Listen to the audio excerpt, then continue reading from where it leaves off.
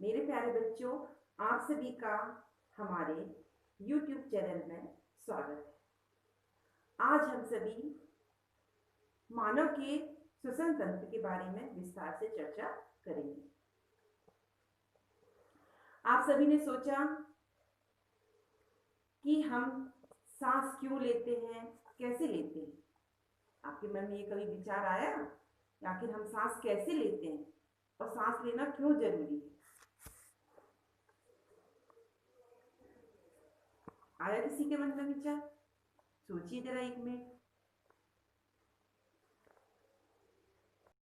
सांस लेना श्वसन प्रक्रिया का एक आवश्यक चरण है। जैसा कि हम सभी जानते हैं कि हमारा जो शरीर है वह कोशिकाओं से बना होता है और प्रत्येक जीव के शरीर में जो कोशिका होती है वह सबसे छोटी संरचनात्मक और क्रियात्मक इकाई होती है। और जीवों की कोशिका में जनन, उत्सर्जन, परिवहन जैसे सभी कार्य पूर्ण होते हैं और कोशिका को ये सभी कार्य पूर्ण करने के लिए ऊर्जा की आवश्यकता होती है। यहाँ तक कि जब हम सोते हैं, खाना खाते हैं, तब भी हमें ऊर्जा की आवश्यकता होती है। अब यह ऊर्जा क्या है बच्चों? ऊर्जा वह ताकत है जो हमें किसी कार्य करने के लिए शक्ति प्रदान करती है। हमारे शरीर को यह ऊर्जा कहाँ से मिलती है? हमारे शरीर को यह ऊर्जा, आपके मन में विचार आया होगा कि आखिर ऊर्जा कहाँ से? कभी आपने सोचा कि हमारी मम्मी पापा या हमारे घर के बड़े बुजुर्ग हमको रोज भोजन करने के लिए क्यों कहते हैं? और कभी जब आप सभी भोजन अच्छे से नहीं करते हैं तब भी आपके लिए बोलते हैं कि अच्छे से खाना खाइए, पौष्टिक आहार खाइए, है ना? इस पर आपको मतलब आपकी जो भोजन की दिनचर्या है उस पर आपको ज्यादा जोर क्यों देते हैं? आखिर इसका कारण यह है कि जो भोजन होता है ना, उसी भोजन से तो हमें ऊर्जा मिलती है।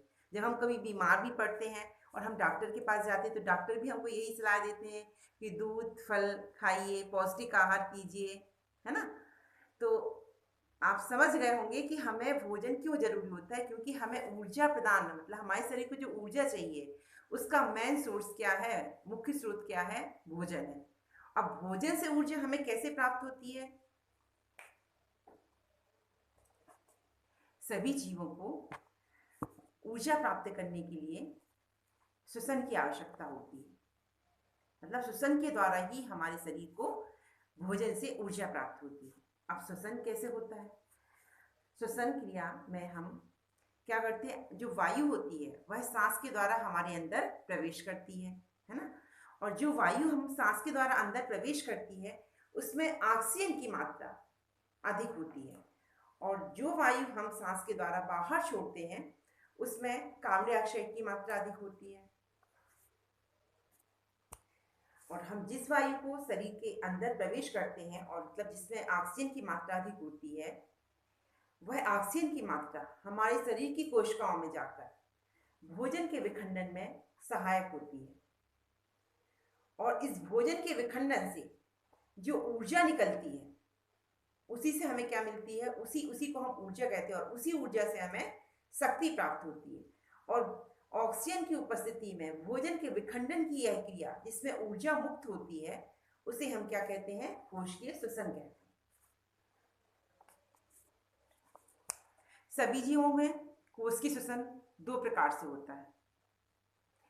एक तो ऑक्सीजन की उपस्थिति में होता है और दूसरा ऑक्सीजन की अनुपस्थिति में होता है। तो ऑक्सीजन की उपस्थिति और अनुपस्थिति के आधार पर कोशिकीय श्वसन दो प्रकार से होता है। एक तो जो ऑक्सीजन की उपस्थिति में होता है उसे हम वायवीय श्वसन कहते हैं, अर्थात एरोबिक रेस्पिरेशन कहते हैं।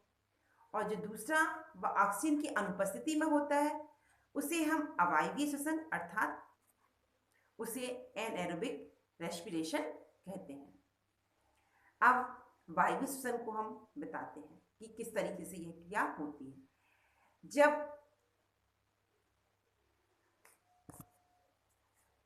कोशिका के अंदर ऑक्सीजन की उपस्थिति में ग्लूकोज का अर्थात भोजन का विखंडन होता है, यानी अर्थात विखंडन होता है मतलब ऑक्सीकरण होता है। मतलब हमारे शरीर की जो कोशिका है उसमें जो हमने भोजन किया है, मतलब हमारे शरीर के अंदर जो भोजन प्रवेश किया हुआ, और वो भोजन कहाँ जाके ग्लूकोज के रूप में हो जाता है। तो उस भोजन का अर्थात ग्लूकोज का ऑक्सीजन की उपस्थिति में क्या होता है, ऑक्सीकरण होता है। और उस ऑक्सीकरण की क्रिया में क्या क्या निकलता है, कार्बन डाइऑक्साइड और पानी, साथ ही ऊर्जा मुक्त होती है। और वह जो ऊर्जा निकलती है वह हमारे शरीर की कोशिकाओं में एटीपी के रूप में संचित हो जाती है। इस संपूर्ण क्रिया को हम क्या बोलते हैं, वायवीय श्वसन कहते हैं। इस क्रिया को हम समीकरण के रूप में भी समझ सकते हैं कि भोजन अर्थात ग्लूकोज का वायु की उपस्थिति में क्या हुआ, ऑक्सीकरण हुआ। ऑक्सीजन की उपस्थिति में, सॉरी क्या बोलना है कि भोजन अर्थात ग्लूकोज का ऑक्सीजन की उपस्थिति में क्रिया होती है, और वह काय में टूटा, कार्बन डाइऑक्साइड प्लस पानी और ऊर्जा मुक्ति, और यह ऊर्जा एटीपी के रूप में हमारी सेल्स में, हमारी कोशिका में संचित हो जाती है। तो इस क्रिया को हम क्या कहते हैं, वायवीय श्वसन कहते हैं। मतलब इसको आप समीकरण के रूप में भी इसे समझ कर लिख सकते हैं कि ग्लूकोज अर्थात भोजन C6H12O6 से ऑक्सीजन की उपस्थिति में क्या बना, तो किस किस में टूटता है, CO2 प्लस H2O में, और एनर्जी मुक्त होती है। एनर्जी किस फॉर्म में मुक्त होती है, एटीपी के रूप में। ठीक है, अब हम इसके बाद अवायवीय श्वसन के बारे में समझते हैं। अवायवीय श्वसन, एनारोबिक रेस्पिरेशन, जब भोजन अर्थात ग्लूकोज ऑक्सीजन की अनुपस्थिति में क्या होता है, ऑक्सीजन की अनुपस्थिति में वह विखंडित होता है। तो वह किस किस में टूटता है, ग्लूकोज ऑक्सीजन की अनुपस्थिति में एल्कोहल में और कार्बन डाइऑक्साइड में टूटता है और ऊर्जा मुक्त होती है। तो इस क्रिया को हम क्या बोलते हैं, अवायवीय श्वसन कहते हैं। मतलब जो ऑक्सीजन की अनुपस्थिति में होती है उस क्रिया को अवायवीय श्वसन कहते हैं।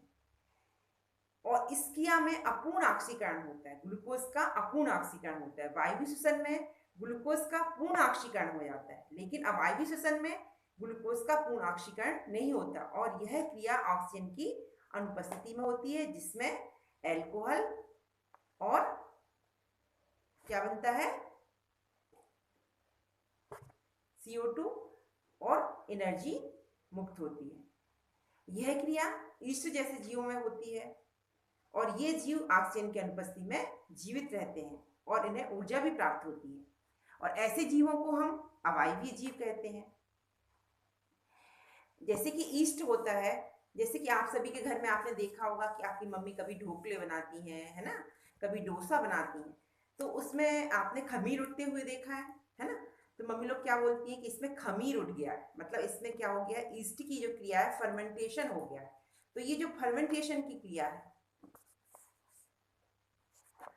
तो उसमें ईस्ट की क्रिया होती है, और ईस्ट की क्रिया के कारण ही वह फूल जाता है। तो जो ईस्ट को जैसे जीवों को हम अवायवीय जीव कहते हैं, और ये ऑक्सीजन की अनुपस्थिति में जीवित रहते हैं और ऊर्जा प्राप्त करते हैं। हम इस अवायवीय श्वसन को समीकरण के रूप में इस प्रकार से समझ सकते हैं कि भोजन अर्थात ग्लूकोज C6H12O6 से ऑक्सीजन की अनुपस्थिति में क्रिया करके एल्कोहल प्लस CO2 प्लस ऊर्जा मुक्त करता है। इस क्रिया में अपूर्ण ऑक्सीकरण होता है। अब आप समझ गए होंगे कि वायवीय श्वसन और अवायवीय श्वसन में क्या अंतर है। वायवीय श्वसन ऑक्सीजन की उपस्थिति में होता है ना, और अवायवीय श्वसन है जो वो ऑक्सीजन की अनुपस्थिति में होता है।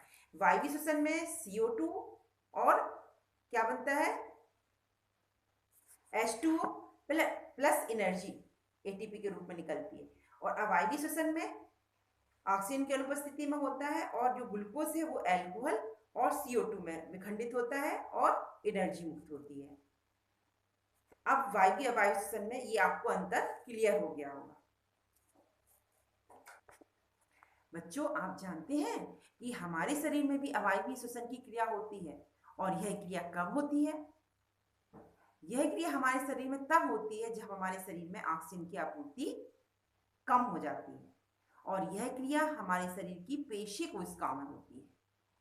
पेशी कोशिकाओं में जब होती है जब हम बहुत ज़्यादा क्या करते हैं, व्यायाम कर लेते हैं, बहुत भारी वजन उठाने का काम कर लेते हैं या काफ़ी तेज़ हम दौड़ते हैं बिना रुके, तब हमारे शरीर की जो कोशिकाएं होती हैं उनमें क्या हो जाती है, ऑक्सीजन की कमी हो जाती है और उन्हें अतिरिक्त ऊर्जा की आवश्यकता पड़ती है। तो उस अतिरिक्त ऊर्जा की आवश्यकता की पूर्ति के लिए हमारे शरीर की जो मांसपेशियां हैं, पेशियां हैं, उनमें क्या होने लगता है, अवायवीय श्वसन की क्रिया होने लगती है। शरीर की जो पेशियां हैं वो अतिरिक्त ऊर्जा की प्राप्ति के लिए अवायवीय श्वसन के द्वारा क्रिया करके ऊर्जा की प्राप्ति कर लेती हैं और उनकी आवश्यकता की पूर्ति हो जाती है। इस क्रिया को भी हम समीकरण के द्वारा समझ सकते हैं कि जब ग्लूकोज ऑक्सीजन की अनुपस्थिति में क्रिया करता है, हमारे किसमें, पेशी कोशिकाओं में, ग्लूकोज ऑक्सीजन की अनुपस्थिति में क्रिया करके किस दो चीजों में टूटता है, लैक्टिक एसिड में, लैक्टिक एसिड और प्लस कार्बन डाइऑक्साइड अर्थात CO2 प्लस ऊर्जा मुक्त होती है। किस रूप में, एटीपी के फॉर्म में। मतलब हमारी पेशी कोशिकाओं में जब ग्लूकोज ऑक्सीजन के एब्सेंट में, ऑक्सीजन की अनुपस्थिति में क्रिया करता है तो वो लैक्टिक एसिड में और कार्बन डाइऑक्साइड में टूट जाता है और एनर्जी निकलती है एटीपी के रूप में। अब कभी आपने ये सोचा कि हमारे शरीर में कभी कभी हमारे शरीर की मांसपेशियों में एकदम से ऐंठन होने लगती है, एकदम से दर्द होने लगता है जब हम अचानक लगातार व्यायाम करते हैं बिना रुके, या हम बहुत भारी वजन उठाने का काम कर लेते हैं या बहुत तेज दौड़ते रहते हैं तो अचानक हमारी मांसपेशियों में ऐंठन होने लगती है, तकलीफ होने लगती है। आखिर ये तकलीफ क्यों होती है? यह तकलीफ इसी वजह से होती है, हमारी जो पेशियां होती हैं उनको अतिरिक्त कार्य के लिए अतिरिक्त ऊर्जा की आवश्यकता पड़ती है और अतिरिक्त ऊर्जा की आवश्यकता की पूर्ति के लिए वो ये अवायवीय श्वसन की क्रिया करती हैं और अवायवीय श्वसन की क्रिया के परिणाम स्वरूप उनकी बॉडी में, उनकी सेल्स में क्या होता है, लैक्टिक एसिड प्लस CO2 निकलती है। जो लैक्टिक एसिड होता है, उसी लैक्टिक एसिड की वजह से ही हमारी पेशियों में ऐंठन होने लगती है और जब हमारे शरीर में ऐंठन होती है तब हम उस दर्द से राहत पाने के लिए या तो गर्म में पानी से स्नान करते हैं या गर्म में पानी से अपनी बॉडी के उस पार्ट की सिकाई करते हैं, है ना, या फिर तेल की मालिश करते हैं। तो ऐसे से हमारी मांसपेशियों में आराम होता है।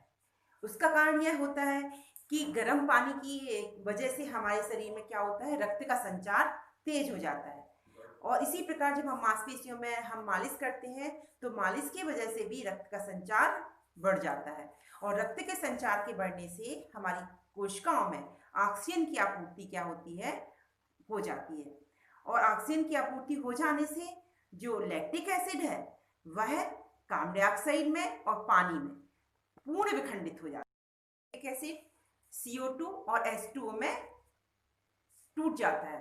तो लैक्टिक एसिड का क्या होता है, पानी में और कार्बन डाइऑक्साइड में पूर्ण विखंडन हो जाने के कारण हमारे जो मांसपेशियां हैं उनमें आराम हो जाता है। अब आप समझ गए होंगे कि हमारे शरीर की जो मांसपेशियां हैं उनमें ऐंठन होने का क्या कारण है। उनमें ऐंठन होने के कारण है लैक्टिक एसिड की मात्रा का बढ़ जाना और जो हम मालिश और सिकाई करते हैं उससे उसमें क्या होती है, ऑक्सीजन की पूर्ति हो जाती है और लैक्टिक एसिड, कार्बन डाइऑक्साइड और पानी में पूर्ण विखंडित हो जाता है और हमें आराम लग जाता है।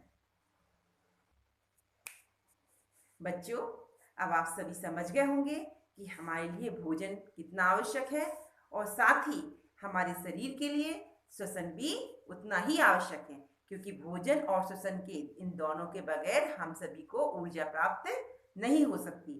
इसीलिए हम सभी के लिए भोजन और श्वसन ये दोनों ही क्रियाएं बहुत जरूरी हैं और तभी हमारे शरीर को ऊर्जा प्राप्त होगी, ताकत प्राप्त होगी, हमारे शरीर को कार्य करने के लिए शक्ति प्राप्त होगी।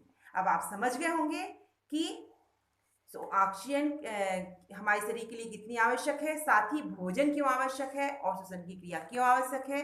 अब हम अगले वीडियो में आप सभी के साथ श्वसन की क्रिया में विस्तार से चर्चा करते हैं। तब तक के लिए बाय बाय।